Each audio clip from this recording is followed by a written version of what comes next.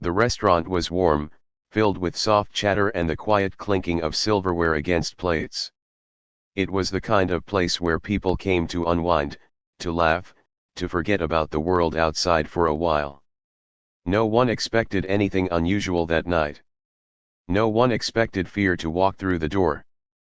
But sometimes, in the middle of an ordinary evening, something happens that reveals who people truly are. And sometimes, in just a few seconds, everything can change. Before we begin, if you believe in the power of kindness and standing up for others, don't forget to like, subscribe, and share your thoughts in the comments on Corner of Kind Choices. Your support helps spread stories that matter. It was a quiet Tuesday evening when Sarah Mitchell stepped into the small coastal restaurant.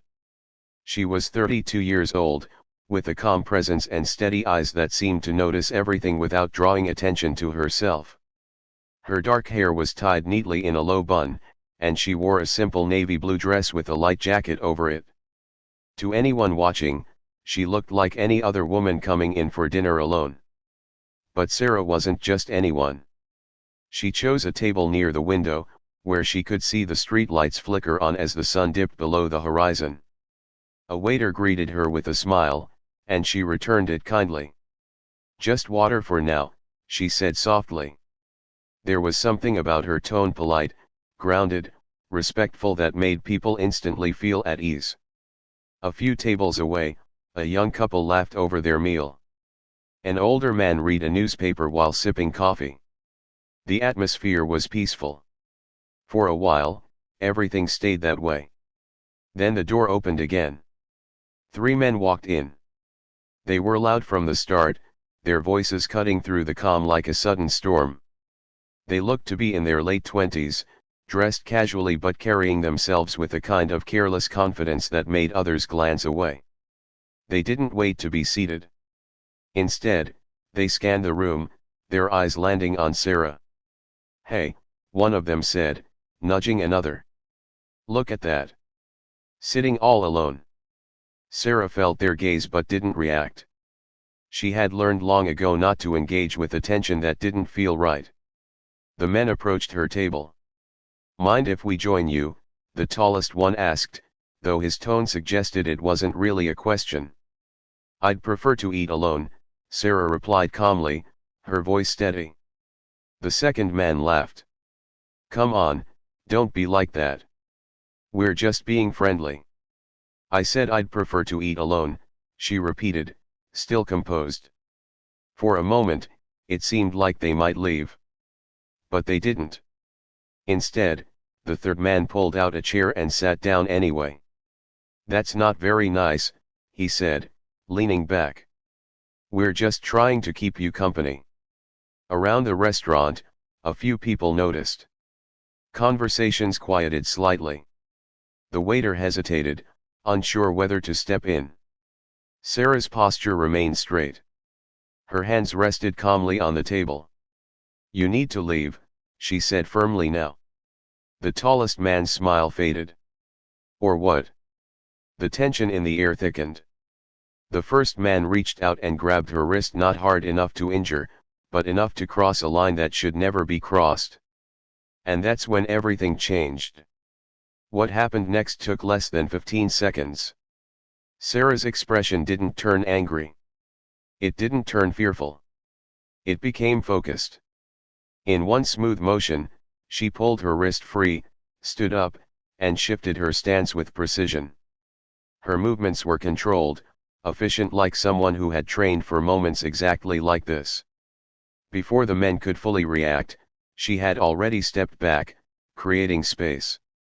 "Don't touch me," she said, her voice calm but unmistakably firm. The second man scoffed. "What are you gonna do?" Sarah didn't answer.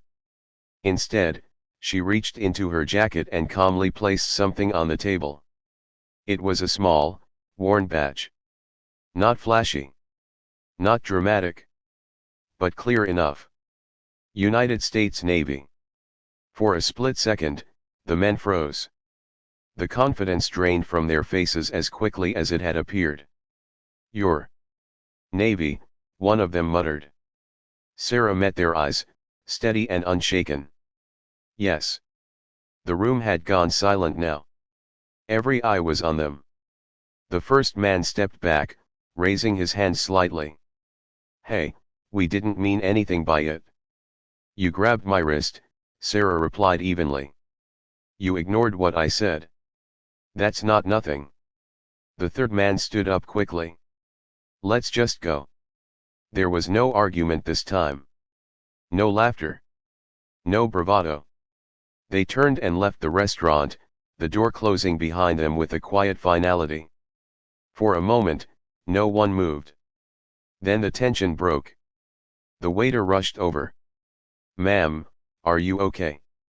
Sarah nodded, her expression softening again. I'm fine. Thank you. The older man with the newspaper lowered it slowly, shaking his head. That was something. The young couple exchanged glances, relief clear on their faces. But what stood out wasn't just what Sarah had done. It was what happened next. A woman from another table stood up and approached Sarah. Excuse me, she said gently. I just wanted to say, thank you. For standing your ground. Sarah gave a small smile. Everyone deserves to feel safe. The woman nodded. I wish more people were like you. Sarah looked around the room, at the faces that had watched, that had felt the fear and then the relief. There are, she said quietly. Sometimes people just need a reminder. The waiter returned with her meal, insisting it was on the house. You didn't have to do that, Sarah said. Yes, I did, he replied with a smile. Kindness goes both ways. As she continued her dinner, the atmosphere slowly returned to normal, but it wasn't quite the same. There was a new awareness in the room. A quiet understanding. The older man folded his newspaper and struck up a conversation with the couple nearby. The woman who had spoken to Sarah returned to her table, smiling more than before. Something had shifted. Not just because a situation had been handled, but because of how it had been handled. With strength, yes. But also with calm. With control. With respect. After finishing her meal, Sarah stood to leave. The waiter thanked her again. A few people nodded in appreciation as she passed. Outside, the night air was cool and still. She paused for a moment, looking up at the sky. Moments like that didn't define her. They were just part of who she was. Because being strong didn't mean being unkind. And being kind didn't mean being weak. It meant knowing when to stand firm and when to lift others up. As she walked away, one thing was certain. Everyone inside that restaurant would remember that night. Not because of fear. But because of what followed it. A reminder that courage and kindness can exist in the same breath. That standing up for yourself can inspire others to do the same. And that sometimes, the most powerful thing you can do, is stay calm, stand tall, and choose respect even when others don't.